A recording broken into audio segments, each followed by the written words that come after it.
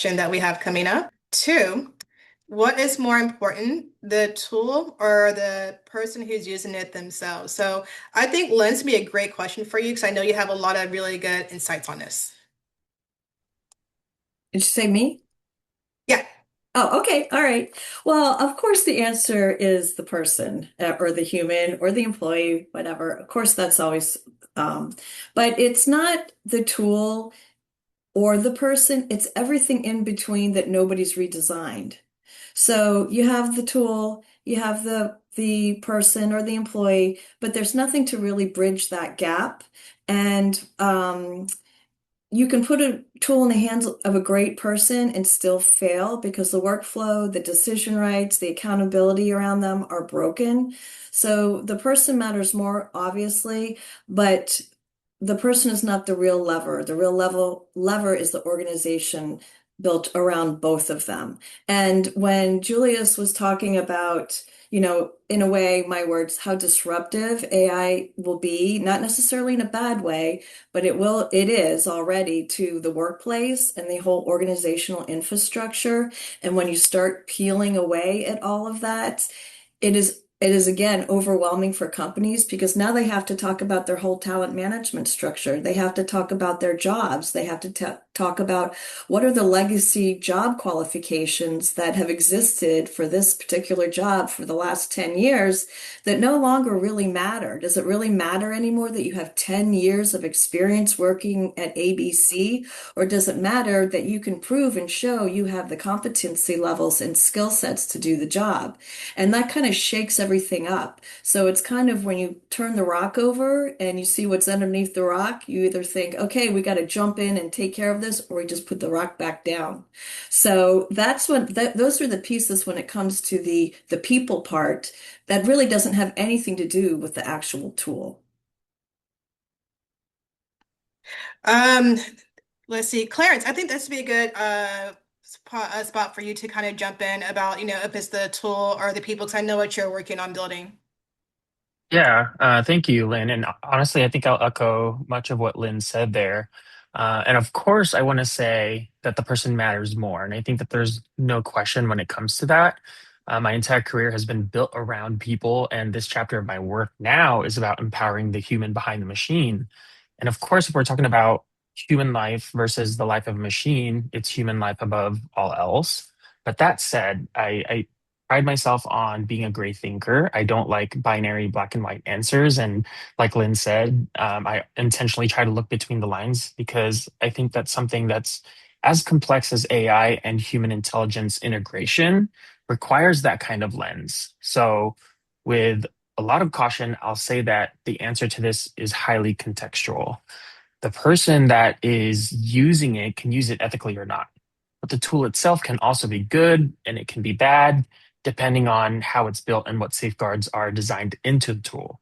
So if a tool has natural safeguards against bad faith and unethical use, then in some situations the tool can matter more.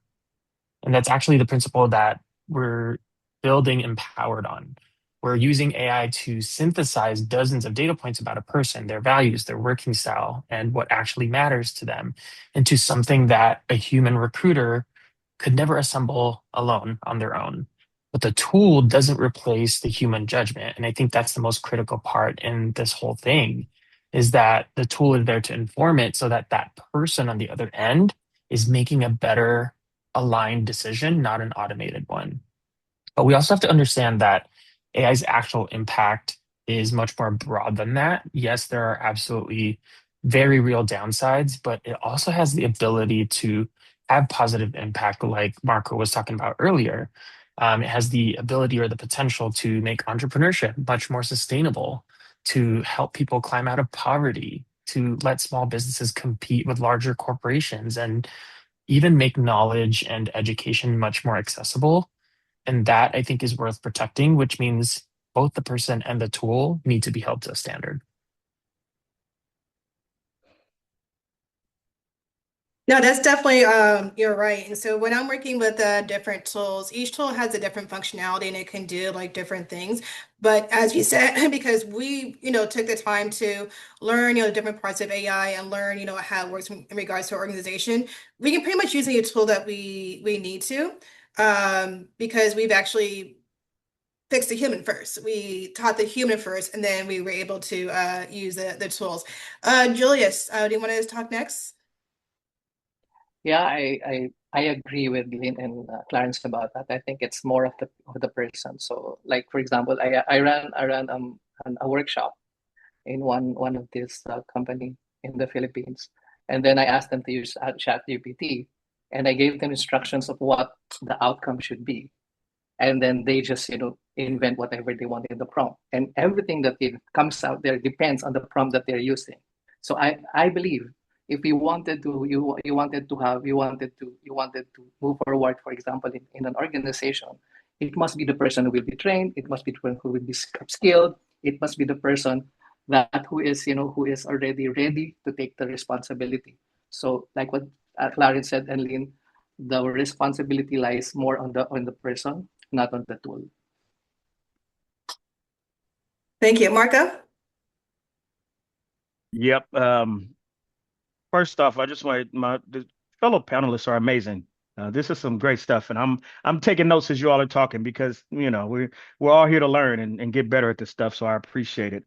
I'll go back to a point that I made earlier in the intro and talking about how important human skills are. So to answer the question, I think we all acknowledge that the person is more important, right? We live in a people first society, but there are certain human skills that people in this world are going to need no matter what, right? Accountability, right? People need that. Adaptability, being able to collaborate. That's going to be extremely important. Those are human skills. And then the one I talked about earlier was emotional intelligence. You cannot successfully have artificial intelligence without the emotional intelligence. And so I was at a conference 2 weeks ago called HR West. So I work in the HR space, and the entire conference was literally primarily about artificial intelligence, AI, and how people in the human resources realm, whether that's in legal, whether that's hiring, whether that's talent management, learning and development, all have to learn how to integrate these tools in a way that still sees the person. And so AI can't replace that. AI can attempt to duplicate it, but AI doesn't have the empathy that you and I have. And so ensuring that the people that we're working with, we ensure that they have those skills in addition to being able to understand the large language models and these various tools, that could associate you as being a man. You were ranked higher, and if you weren't, you were ranked lower. And so you need the human in there to see that and catch that, so that way you don't have those biases in place because that organization ended up getting sued around that, and so there are legal ramifications around this as well. But Yeah, pass it back yeah, to go to Julius. yeah. Talking about that, biases. We are actually remember we had this conversation about the AI interviewer, and you mentioned about this AI bias. Yes. So sorry, guys, got kicked out. I technology. I really apologize. You would think after years Yeah, of like doing this, like it would be a lot easier. So I just wanted to say I super apologize, for that. Yeah, biases. So